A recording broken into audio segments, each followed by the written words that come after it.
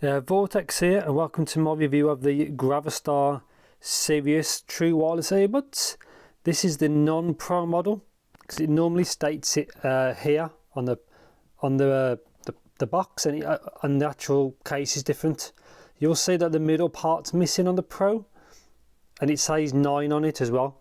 So yeah, this is a really kind of cool looking true wireless. They also make speakers, like Bluetooth speakers, which are again very unique looking, which is good because everything can be quite boring and generic, and these aren't. And obviously you can tell from the case this is quite different. And yeah, as usual, full disclaimer is these are actually sent out to me by the company, so thank you very much. I was not paid to do this video, and all thoughts and opinions are my own. And yeah, let's just get into it. As a slight spoiler, I've actually been using these. So yeah, coming this basically an overkill plastic case, kind of cyberpunky, kind of futuristic, which is kind of cool. So yeah, mine is the normal Sirius model.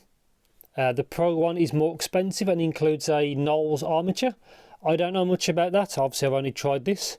So specs, so Bluetooth 5.2, which is good. Uses a composite diaphragm copper speaker unit.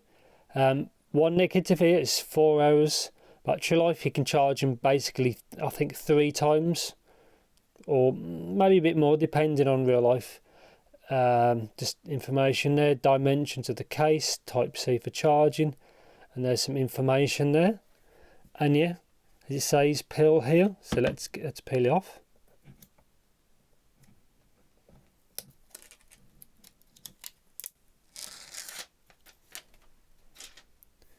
So here to open it,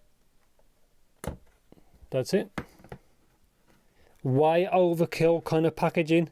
So for people who like, you know, really cool kind of packaging, this is it. So yeah, metal, so this is quite heavy. Again, really unique. The Pro model uses a different case. So obviously mine's the grey. Button there, that's to reset them. So if you got any issues, that's the reset button. That's not a pairing button. Obviously Type-C to charge. To open this, you just push that in, and that's it. So that's what it look like. Magnetic in there. If it focuses. So yeah, it's hard. You can't really get them wrong either. Left and right. That it comes up to charge. Even states on the top there L and R, as you can see in the light. Cool, very cool. It's really solid. So these have got really good build quality as well. So in here should be tips. I think it comes with mediums fitted. The guide, I'll go over that in a bit because it's kind of important. So put these out. So tips. Oops, I left one in the box. So it comes with 4 pairs. I think that one's medium, and one of these is the next size up and next size down. So yeah, plenty of tips. Good they include is, normally again you get small, medium, large, but it's good to see you get an extra one.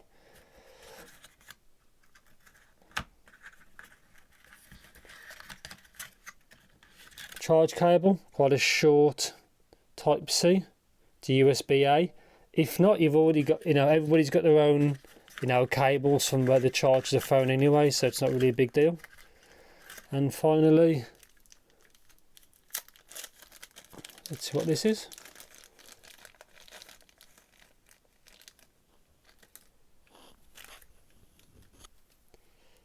So this is metal.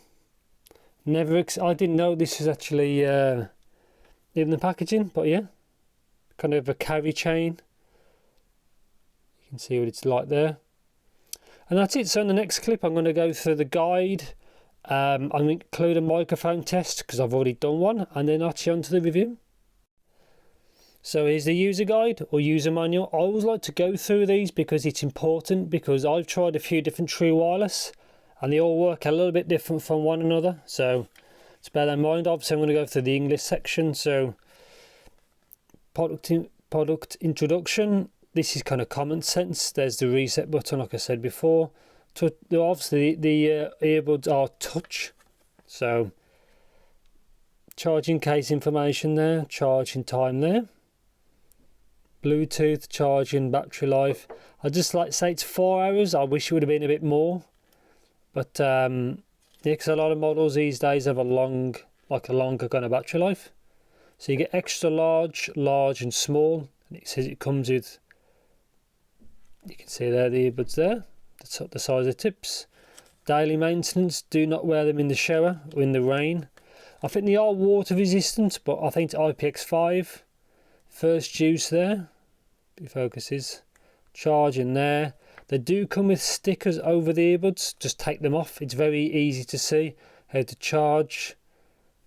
Earbud battery life, battery indicator. Again, very straightforward. You can always pause the video if you want to. How to turn them on and off. How to pair. Pairing is automatic. They can also be used individually, so mono and binaural, which is there. How to use, so is the button commands. They can do everything. Sometimes some of these earbuds you lose functionality like the previous ones. You couldn't go previous track, but obviously this you can. So the left, play pause, previous song, end a call, music mode, which is the default, and movie mode, this gaming mode over there.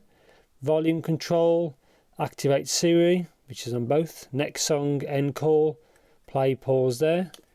And gaming mode there is on the right unit. Troubleshooting, resetting, warranty information, attention there. And that's it. So yeah, in the next clip I'm going to do a microphone test, which I've already done, because it's how I've edited it, and then be on to the review. It's just a quick microphone test of the Gravastar Sirius. I am using them in both. You can actually use them individually as well, which is very useful. And yeah, just me speaking in a quiet room. And that's just my mic test. I can see from the levels it's actually quite sensitive. So yeah, and that's just a microphone test. Yes, so following on to the review of the actual Gravastar Sirius, the non-pro. As you can see, the case is way overkill, but yeah, it's kind of futuristic, kind of cyberpunk kind of thing. Full metal case, it's all metal.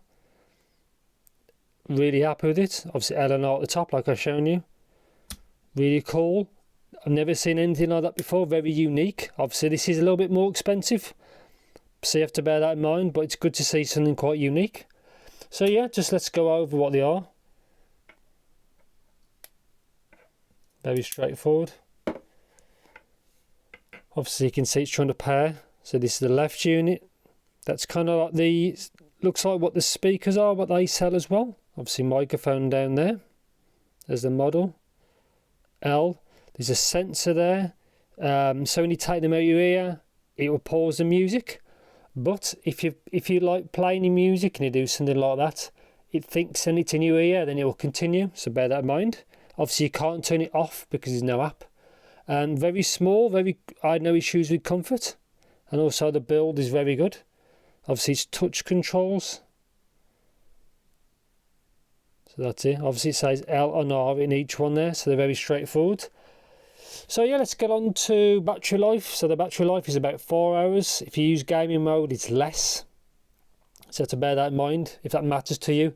I only tried it briefly. It seems to work fine, but I don't use mobile phones for gaming. I know a lot many people do, but it's not really my thing, so just bear that in mind. And obviously you can charge them about 3-4 times from the case, so which is okay, but I wish the 4 hours worth of battery life was at least 6-7 would have been good. Connection, very good. 9 meters, 10 meters away, fine really. No issues at all, which is kind of good. And yeah, so pairing, trying to the pair, very simple. You just take them out. It's automatic pairing, so you don't have to do anything particular. Super straightforward. And yeah, so water resistance, I think the IPX5 from memory. So they are good for mild use, but don't use them in the rain or have a shower or anything like that, like it said in the guide, so bear that in mind. And yes, so let's talk about comfort. So comfort on these, I had no issues at all. They're very small. Even when you're in your ear, they're not very big. They're fitting quite far in, shall we say. So they don't stick out your ear. I had no issues, and plus they're very light. So again, no issues really, to be honest. Latency. So I use Android because my phone is a Poco F2 Pro. Obviously that connects via AAC to the phone, and the sync I found, like with YouTube and Twitch and stuff like that, was perfect really. I had no issues at all. It worked like exactly like how it should, which is good. Like obviously I would now talk about power sensitivity, but it doesn't matter because you have no control. But to power them, I was on low. They seem very efficient, so maybe like 30% in the volume on my phone was enough. So it's just to bear that in mind. Pop these back in. It's magnetic as well, as you can see. Very well thought out. So let's talk about, I'm trying to think, the modes. So there's game mode, movie mode, music mode. I tried to graph each one. I had no luck because it acts a bit funky when you change modes. I managed to graph one, the music mode, which I'll show you in a bit. But the difference with sound is, obviously I couldn't prove it, but it sounds like you get a little bit less bass and a little bit more treble. Again, I can't really, I couldn't graph it because I was having issues trying to do it. But yeah, it sounds okay. I say the music mode is a little bit more heavy on the low end, which may or may not affect you. Obviously, I'll show you the graph in a bit. But for true wireless, they do work very well. And I'm trying to think if I've missed anything so far. Isolation is actually okay. Not amazing, it's not bad, nothing like that. But it is a single DD, obviously, which don't seal as well as armature units, which are sealed. But it's good enough. So, and they don't have any noise cancellation or ambient mode or anything like that. So they are quite simple. Like I said, there's no app as well. So let's get on to sound. So I'm going to bring up the graph now. And yes, that is a lot of bass. And it does roll off, but obviously bear in mind with my graph, my coupler rolls off a bit more. Yeah, these are, I'd say, consumer tuned, which means a lot of low end. So the bass hits like a lot, like quite a lot. But it depends on your genres. Like I typically listen to electronic music, and the hit is hard with that. But on some genres, it's probably not as good. It depends on your library, really, if it suits you or not. So mids are very thick towards the bottom. It bleeds a little bit too much, really, but it makes things sound thick. These are very thick sounding earbuds, so just bear that in mind. Apart from that, the mids are a little bit scooped, but they're not too bad. Again, I'd say they are consumer tuned. So they're not aggressively tuned in the treble, which I'll get to probably now. So vocals, I found the vocals actually quite fine for male and female. But there's that little peak to at 2.5. It's not too bad because it's very small. But it does make certain female vocals like forward. So you have to just bear that in mind.